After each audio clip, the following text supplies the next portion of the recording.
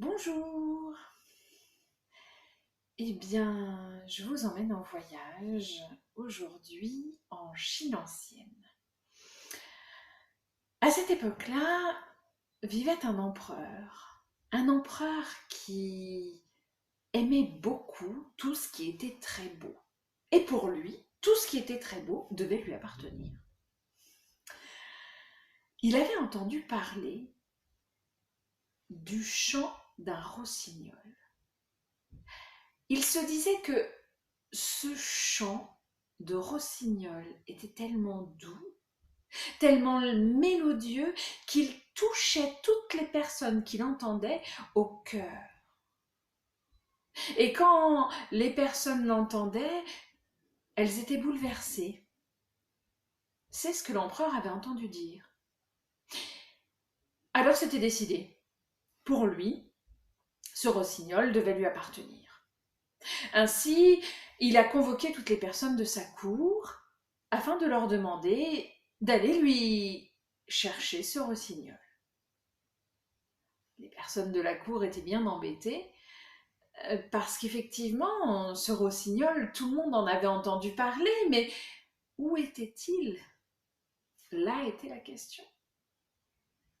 Mais une jeune fille qui était elle aussi à la cour de l'empereur savait où nichait ce rossignol. Ainsi, elle a pu guider toute la cour, les accompagner et les a amenés jusqu'au plein cœur de la forêt où tout le monde à un moment donné s'est posé et a attendu.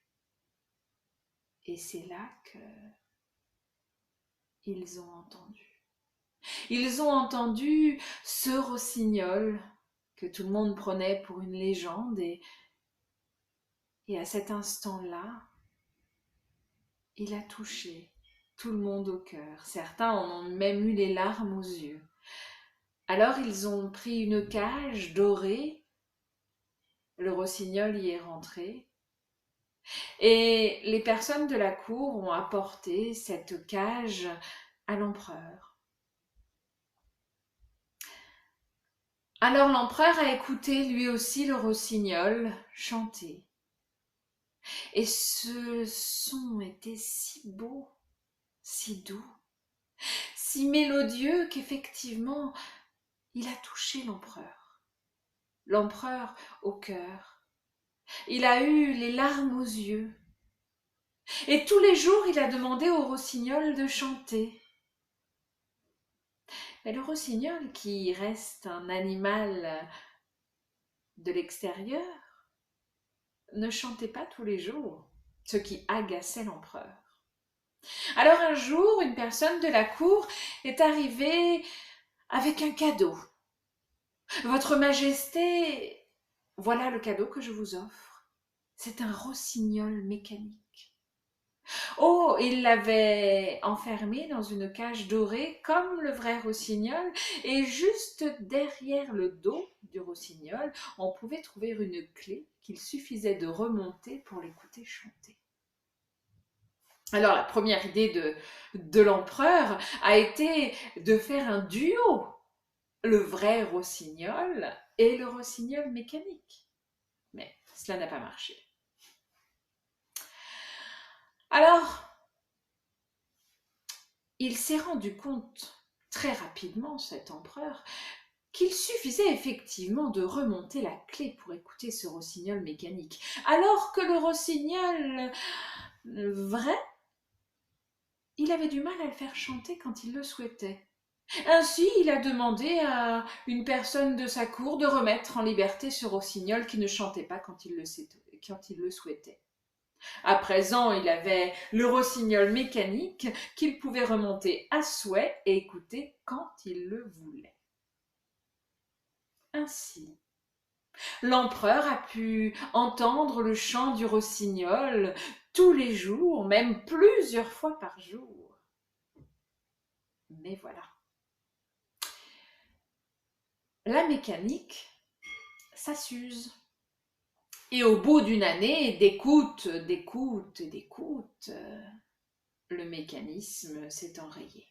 Et un jour, le rossignol a ouvert le bec et plus aucun son n'en est sorti.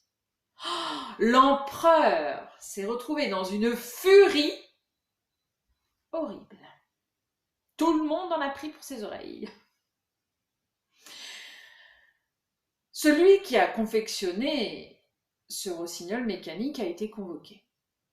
Convoqué devant l'empereur. L'empereur lui a dit « Écoutez, je souhaite écouter à nouveau mon rossignol.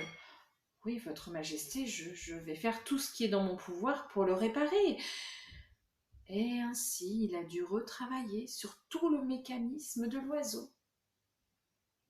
Une fois qu'il eut fini son travail, il est revenu avec, devant l'empereur, lui l'a offert, en lui disant « Écoutez, votre majesté, vous pouvez à nouveau écouter le rossignol, mais une fois par an. » Oh, comment ça, une fois par an?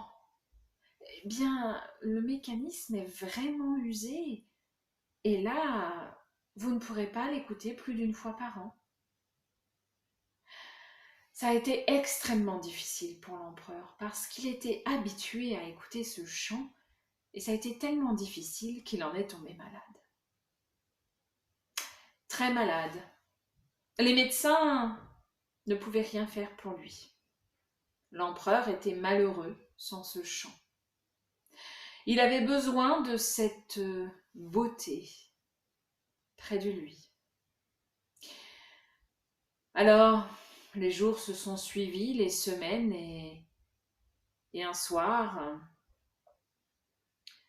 toutes les personnes de la cour ont aidé l'empereur à s'allonger dans sa chambre. L'empereur a passé plusieurs jours dans sa chambre et un soir, on s'est demandé si le lendemain, l'empereur serait encore en vie. Il était vraiment très très mal en point. Ce soir-là, on a fermé la porte de l'empereur et on l'a laissé tranquillement vivre ses dernières heures. C'est alors que l'empereur a eu une visite surprise à sa fenêtre. Le vrai rossignol est revenu. Il s'est mis à chanter juste pour l'empereur. Et là, le cœur de l'empereur s'est réchauffé.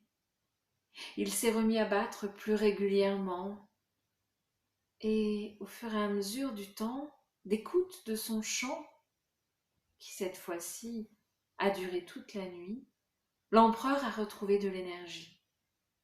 L'empereur s'est levé, s'est approché du rossignol près de sa fenêtre pour le remercier. « Merci à toi, tu vois comme tu m'as redonné de l'énergie, reste avec moi pour toujours. » Mais le rossignol a refusé, lui expliquant qu'il tenait, lui, à sa liberté. Mais il lui a promis qu'il reviendrait régulièrement pour chanter. Alors l'empereur a accepté, car il savait qu'il reverrait son ami, et c'est ainsi que la vie a pu continuer pour lui, avec ce chant si beau, si mélodieux de ce rossignol. Eh bien, j'espère que ce petit voyage vous aura permis une petite pause, tout en douceur, tout en musique. Et je vous dis à bientôt.